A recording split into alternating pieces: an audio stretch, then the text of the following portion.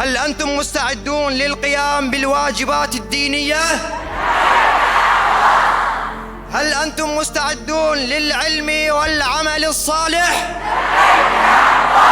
هل أنتم مستعدون لخدمة المجتمع ونصرة المستضعفين؟ هل أنتم مستعدون للدخول في فرق الكشافة؟ هل أنتم مستعدون لأداء الوعد الكشفي؟